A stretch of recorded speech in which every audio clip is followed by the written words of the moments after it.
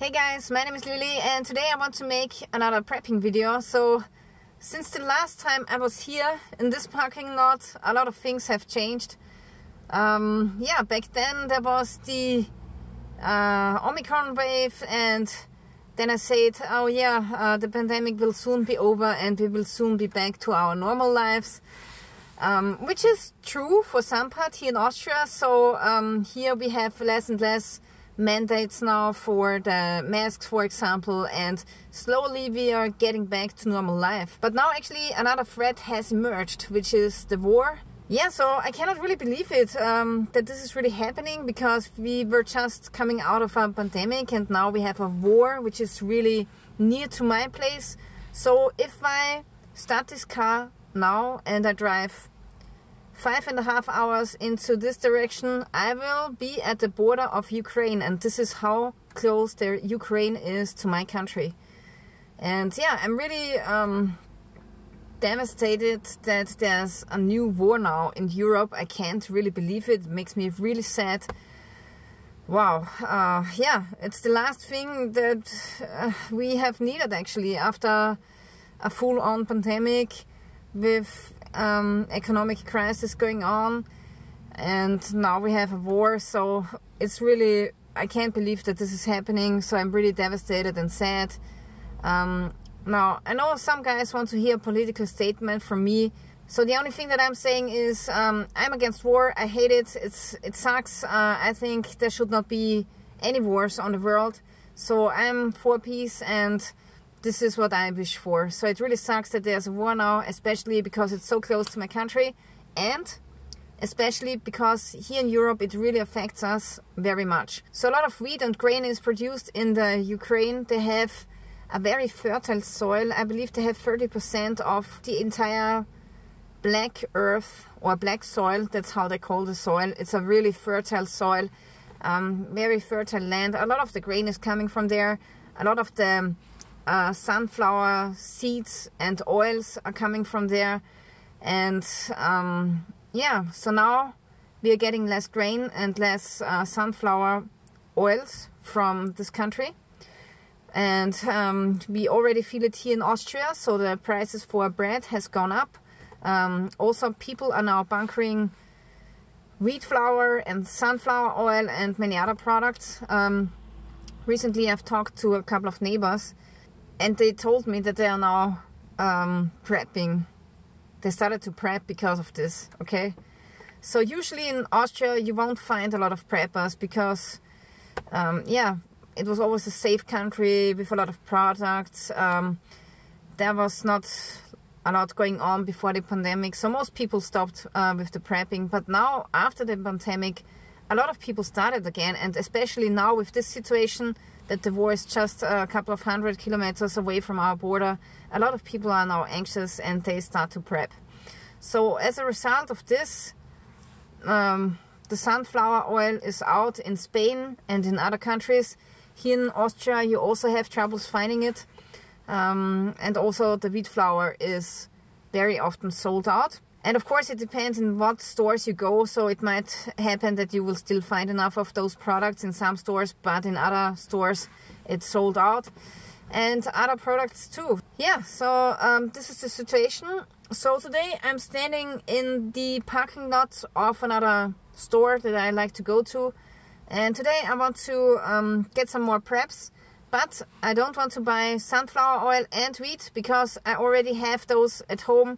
I bought that like 3 or 4 months ago. We bought like 5 liters of sunflower oil and 10 kilograms of wheat.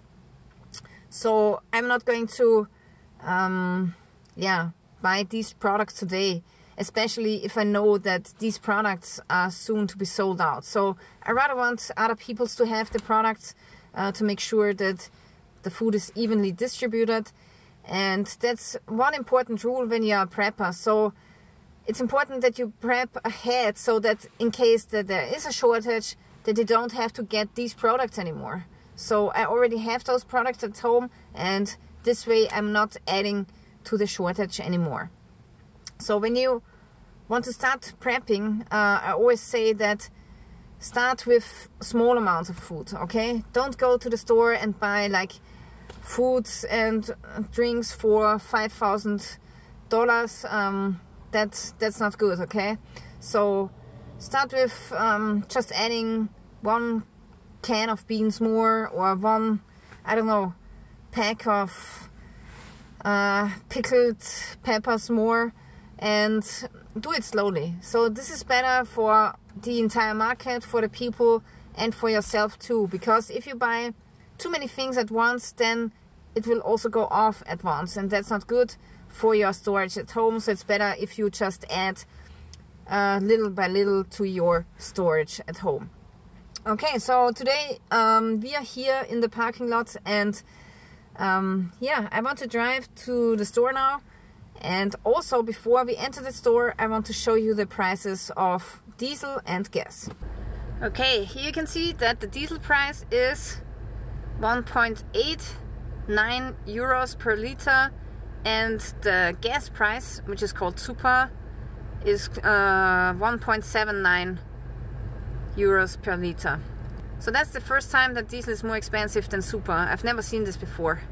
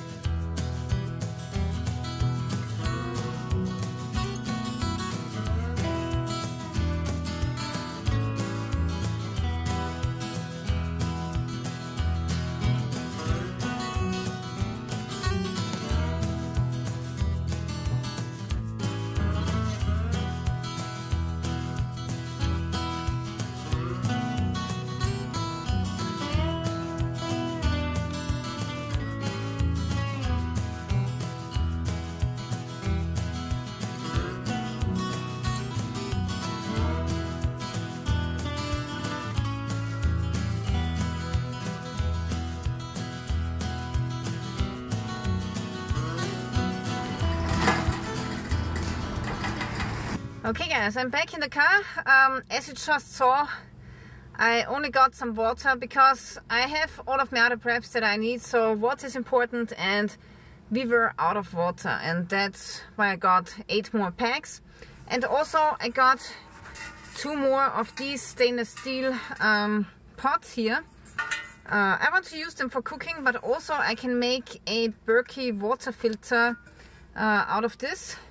And actually I have a Berkey water filter in my kitchen, but I want to build myself a pre-filter for my Berkey water filter. So that's that.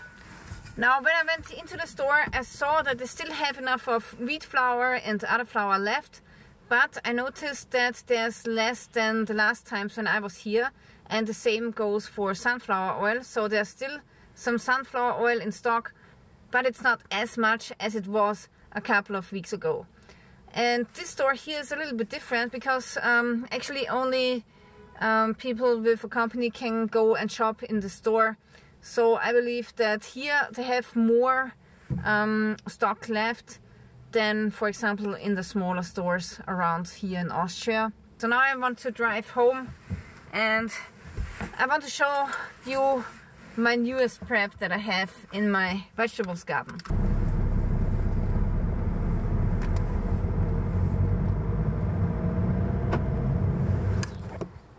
Okay, we are here in my vegetables garden, and here you can see my newest prep, which is a small solar panel that I have installed on the roof of the garden shed.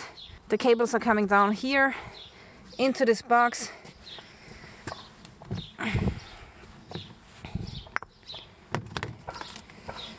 And in this box you can see a 10 amp breaker. Then this is the MPPT solar charge controller, which has 10 amps as well. Right now the batteries are almost full, 78%. This here is a 12-volt timer, and this is also a breaker for the 2 car batteries, which have 60 amps each, and they are connected in parallel, so they give me 120 amps. The cables lead inside of my small greenhouse here. And in here there are my tomato seed trays, and I have connected this heating unit which has 50 watts to the MPPT solar charging unit and to the timer. So this will get switched on in the night from 12 o'clock to 7 o'clock in the morning. Yeah guys, so this is what I've done to protect my tomato seeds. Last year we had a very bad year for tomatoes. So I decided that this year I want to be ahead of the bad weather, and yeah, this is why I have installed this solar panel. The next thing that I want to show you is my rainwater barrel collection system. This is it.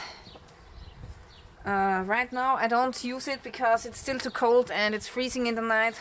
So right now it's empty. But in a few months I can use the system again. And then I can, for example, have this pre-filter, the sand filter outside, and filter the rainwater that is coming off of the roof here. Yeah guys, so this is the plan for the next project. So I want to build myself a new water filter, a pre-filter for this rainwater collection system. Then there's one more thing that I wanted to show you. So I've added growing mushrooms to my preps. So this here is my autoclave where I sterilize a lot of substrate. And this is my growing tent. So as you can see, here we have some nice oyster mushrooms. I have to harvest them today actually, because they are ready. And this here is some lion's mane. And here some king oysters are coming out. Yeah, so this is my new hobby. I'm growing mushrooms. Here I have this fog making device on the floor. Yeah, then also this is one device where I keep track of the humidity. Then I have a maximum and minimum thermometer in here. Yeah, it's important that the temperature stays between 10 and 20 degrees for fruiting. So most of the mushrooms that I have here, they love the cold for making fruits. Yeah, so this is my newest hobby and I really like it. It gives me a lot of mushrooms, which otherwise would cost a fortune if you buy it in the store. Okay, then here I want to show you my laboratory. So this is where I do the sterile inoculation of the substrates. In the back you can see a HEPA filter, and here at the back I have installed two 12 volts computer fans, and those fans are pressing the air into the HEPA filter, and then you can work here in a sterile environment. And here you can already see 4 more substrate blocks that I've made a couple of days ago. This is reishi, this is blue oyster, king oyster, and another king oyster. Yeah, here I have straw pellets, and this is beech wood, how do you call it, chips? Yeah. So normally you use those to smoke some meat, but you can also use this for substrate for your mushrooms. Yeah, and these are my preps in my basement. So we are good for 6 weeks at least. And yeah, here's the sunflower oil that we bought a couple of months ago. And here's also the wheat flour and many other preps that you can get and that are great to have in case of an emergency. This is the water that I bought today. And yeah, you also have to think about the toilet. So let's say you have a blackout and the canalization is not working anymore, then you can use a simple bucket like this and make your business. And then you can use this sawdust here, which you can get from any kind of pet store, and just throw it on the feces. This will absorb many of the bad smells and odors. And yeah, this is our backup plan for when the canalization is not working anymore.